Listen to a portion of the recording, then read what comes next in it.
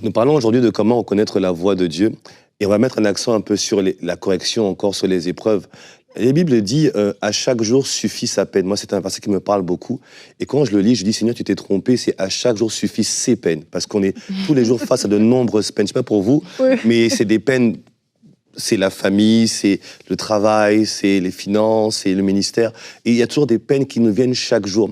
En fait, le fait d'avoir des épreuves n'a rien d'exceptionnel. C'est notre réaction face à l'épreuve. Comment on doit réagir? Et la réaction qu'on doit avoir est fonction de la source de l'épreuve.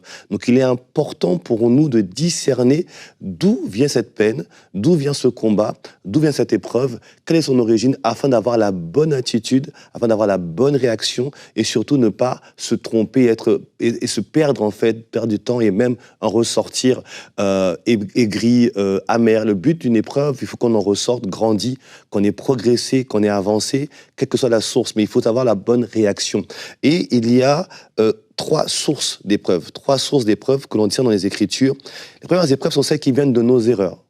Vous avez fait un mauvais choix, vous vous êtes trompé, vous avez pris la mauvaise direction, eh bien, les amis, il y a des conséquences, effectivement, au mauvais choix. Quand on prend une mauvaise décision, la Bible dit que ce qu'un homme aura semé, le moissonnera. Donc, il est normal de pouvoir avoir les conséquences parfois néfastes de nos mauvais choix. Nous avons tous des témoignages, en fait, de mauvais choix, de mauvaises décisions qui ont un impact sur nous et sur notre entourage.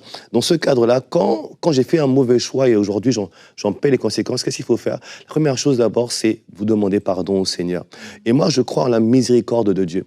La miséricorde de Dieu, ce n'est pas exactement la grâce. Tous les deux sont des formes de grâce. Mais la miséricorde a cette particularité, c'est que c'est une grâce qui vous épargne ce que vous aurez dû recevoir. Quelqu'un peut-être a fumé toute sa vie, il se donne au Seigneur et là, il découvre que j'ai un problème dans mes poumons, j'ai un cancer du poumon ou j'ai un autre défi respiratoire parce que j'ai fumé toute ma vie, donc c'est une erreur que j'ai commise. Et là, j'ai la conséquence, il y a la maladie derrière. La miséricorde de Dieu va faire en sorte que là, on aurait dû moissonner un cancer ou autre, et Dieu fait en sorte que vous êtes guéri de toute forme de maladie, en fait. Et ça, c'est sa miséricorde. Et il le dit dans sa parole, que si nous avons et que nous délaissons, et nous obtiendrons miséricorde. Proverbe 28. Alors, vous devez aussi faire appel à cette miséricorde du Seigneur quand vous savez que ça vient de vous. Dieu ne vous condamne pas. Le sang de Christ a coulé pour vous. Alors, demandez pardon au Seigneur et invoquez sa miséricorde. Et je crois que notre Dieu est bon et miséricordieux. Il vous fera grâce là où vous avez fauté. Ensuite, la deuxième source d'épreuve, c'est celle qui vient du malin ou encore du monde, en fait. Les deux, je les mets les deux ensemble. Quand l'ennemi nous attaque, c'est vrai, parce que l'ennemi nous attaque. Jésus nous a dit, vous prenez garde, vous aurez des tribulations dans le monde. Vous n'êtes pas de ce monde, mais vous êtes dans le monde. Donc dans le monde, il y a des tribulations, il y a des attaques. La Bible dit également dans 1 Jean 5, 19, le monde entier est sous la puissance du malin. Il y a une puissance qui veut nous combattre, et nous avons déjà la victoire en Jésus-Christ, mais ça existe. Et quand ça vient du malin, la réponse, c'est la riposte. La réponse, c'est qu'on ne reste pas les bras croisés en disant, là, c'est pas la miséricorde. Là, j'invoque, je prends mon autorité en Christ. Je me positionne dans mon identité en Christ où j'ai la victoire sur l'adversaire par le sang de Christ et je riposte et je me défends et je ne baisse pas les bras. Ne subissez surtout pas que votre famille est assaillie. Vos parents sont assaillis, votre travail est assailli, votre ministère est... Vous savez que c'est pas Dieu, parce que Dieu veut vous faire avancer. Levez-vous dans la prière et combattez dans la prière. Vous savez, votre vie de prière est tellement importante. Vous allez voir que quand ça vient de l'ennemi, il va attaquer d'abord votre vie de prière. Vous amener à moins prier, à être moins sensible à la prière, à moins avoir le désir de chercher Dieu. Et là, vous êtes exposé aux œuvres des ténèbres. Décidez de reprendre votre vie de prière. Parfois, associez-vous avec quelqu'un, un frère, une sœur, plusieurs, ou l'église. Faites appel autour de vous, associez-vous avec d'autres personnes, mais levez-vous dans la prière et tenez-vous contre ce vent qui attaque votre vie et faites-le cesser au nom puissant de Jésus le Christ. Ne vous laissez surtout pas faire, parce que l'ennemi n'a qu'une envie, c'est de vous détruire. Il vient pour égorger, dérober et détruire, c'est sa marque. Si je sens que je suis en train d'être volé des choses qui m'appartiennent, je sens que je suis en train de perdre une chose importante que Dieu m'a donnée, je sens que je suis en train que des choses sont en train de mourir dans ma vie, c'est l'œuvre de l'ennemi. Et là, on se lève et on s'oppose de toutes ses forces. Non, ça ne se passera pas chez moi ainsi, au nom de Jésus le Christ. Et là, vous vous opposez grandement à ça. Ensuite, il y a la troisième source d'épreuve qui vient du Seigneur. Oui, Dieu aussi nous éprouve Dieu aussi nous éprouve. Oui, Dieu est un bon Dieu. J'aimais bien, mon pasteur aimait bien dire, Dieu est doux, mais il n'est pas doudou. Dieu est bon, mais il n'est pas bonbon. Et c'est ce que mon pasteur aimait dire à l'époque. Et c'est vrai, Dieu n'est pas doudou, n'est pas bonbon. Et c'est notre Dieu. Et comme un père, parfois, il va nous corriger, il va nous émonder. J'aimerais vous lire Jean 15, verset 2, qui nous dit « Tout sarment qui est en moi, qui ne porte pas de fruit, il le retranche. Et tout sarment qui porte du fruit, il l'émonde, afin qu'il porte encore plus de fruits. » Quand Dieu vous éprouve, c'est une bonne chose. Ça veut dire que vous êtes peut-être en train de porter, vous devez aller encore plus loin. Il y a un plus grand fruit qui va sortir de votre vie. Quand on parle de fruits, ce sont des œuvres qui vont être au bénéfice de ceux qui sont autour de vous. Les fruits ne sont pas pour l'arbre, les fruits sont pour ceux qui passent autour de l'arbre. Ça veut dire qu'il y a des choses qui sont dans votre vie, qui sont une bénédiction pour les gens qui vous entourent, ou là où Dieu vous a établi.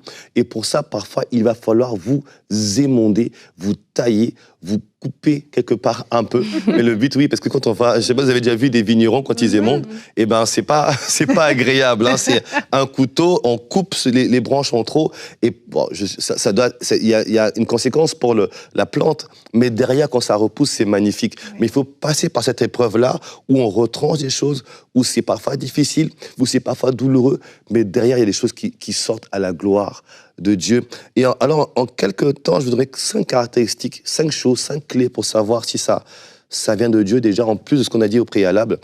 Premièrement, j'aimerais vous dire une chose, Dieu ne punit pas, Dieu corrige. C'est extrêmement important de comprendre ça. Dieu ne punit pas, mais corrige. Vous savez, la punition, c'est quand on met quelqu'un en prison, on l'a puni. Quand on l'a puni, on l'a mis en prison, il n'avance plus, il est bloqué, il est isolé dans un endroit. Ça, c'est l'œuvre de la prison. Et ce que l'ennemi veut faire, nous empêcher d'avancer. Or, la correction, en fait, elle ne vient pas pour arrêter, elle vient pour remettre dans la bonne trajectoire. On parle de correction parce qu'en fait, il y a une trajectoire qu'on doit prendre, on doit aller d'un point A à un point B. Et au cours de route, parfois, on dévie, on va vers le C, d'aller vers le B. Alors, la correction, elle vient pour nous ramener sur la bonne route pour aller vers le point B, là où Dieu vous attend. Et Dieu nous corrige comme ça. Et parfois, c'est vrai que c'est pas agréable. Parfois, j'aimerais dire au Seigneur, mais parle-moi juste, en fait. Dis-moi simplement que tu fais fausse route. Pourquoi il faut que je passe par cette épreuve-là? Pourquoi il faut que ça fasse mal? Mais parfois, ça nous permet d'aller dans la bonne direction. Dieu ne vous punit pas. Dieu vous corrige, il vous redresse, comme un père corrige un enfant, afin qu'il aille dans la bonne direction. Deuxième chose que fait l'épreuve qui vient de Dieu, c'est qu'elle vous épure. Elle vous épure. Parfois, vous savez, quand Moïse Moïse répond à l'appel de Dieu, et il va repartir en Égypte, il est attaqué par Dieu sur le chemin. Et cette histoire-là, moi, au départ, je ne la comprenais pas. Je dis, mais Dieu, tu l'as envoyé. Il ne s'est pas levé tout seul pour dire, je vais aller en Égypte. Il lui a parlé dans le buisson ardent, il a insisté, repars libérer mon peuple. Et en chemin, la Bible dit, et Dieu l'attaqua. Alors, j'ai relu plusieurs versions, c'est écrit, et Dieu l'attaqua en chemin. Et là, Dieu merci, il a son épouse, Séphora, qui vient et qui coupe son prépuce, etc. Et elle le jette. Mais en fait, le prépuce, ça représente le côté charnel, inutile de l'homme, la chair qu'il y a dans la vie de l'homme. Et en fait, parfois, les épreuves viennent pour enlever le côté charnel de chaque homme. Nous sommes tous des êtres charnels avant de devenir des êtres spirituels. Et on a tous en nous, en venant à Christ, cette chair qui est en nous et qui combat l'œuvre de Dieu, qui combat en nous ce que Dieu veut faire dans notre vie. Et cette chair-là, elle doit être retranchée. Et quand elle doit être retranchée, eh ben, il faut que ça soit arraché, et ça arraché par les épreuves. Alors les épreuves viennent pour vous. Vous purifiez. Moi, il y a des épreuves qui m'ont rendu tellement humble dans ma vie. Je vois qu'il y a des choses que... Et c'est pas pour vous. Il y a des épreuves que j'ai vécues qui m'ont... C'était comme des humiliations. Je me rappelle une fois, quand j'avais découvert la guérison divine, j'étais tellement zélé, je voulais prier pour tout le monde. Et je voyais Dieu guérir des gens dans la rue. J'avais comme un zèle un peu, mais c'était un espèce d'orgueil qui était rentré à un moment donné. Et je fais court, il y avait une femme qui était malade. J'étais dans un garage et elle était à l'accueil, elle était très très malade. Il y avait une épidémie à ce moment-là. Alors, j'avais déjà vu des gens guérir. Alors, j'ai prié pour elle. Elle a dit, est-ce que je peux prier pour vous? Elle m'a dit, allez-y, monsieur. J'ai prié 1 fois, 2 fois, 3 fois. Elle m'a dit, écoutez, est-ce que je peux y aller, s'il vous plaît, parce que là, ça marche pas. L'humiliation que j'ai vécue. Et je devais rester 2 heures dans le garage à attendre ma voiture. C'est pas vrai. Je cherchais la trappe. Est-ce qu'il n'y a pas une trappe pour rentrer et disparaître? Pour prier. Pour prier. Et là, pendant 2 heures, j'étais en face d'elle. Elle était malade. Et moi, ça m'a rendu humble. Et j'ai appris qu'en fait, c'est pas moi qui fais, c'est Dieu qui le fait au travers de ma vie. Et depuis, vous voyez, s'il n'y avait pas cette épreuve-là, j'aurais pas grandi en humilité vis-à-vis de la puissance de Dieu qui est à notre disposition. Donc l'épreuve est là pour vous épurer, pour vous rendre un peu plus saint, plus à l'image de Christ en réalité. Une autre chose, c'est que l'épreuve qui vient de Dieu n'attaque pas votre intégrité physique. Non, Dieu n'égorge pas, ne détruit pas. Dieu vous a sauvé pour vous donner une vie en abondance.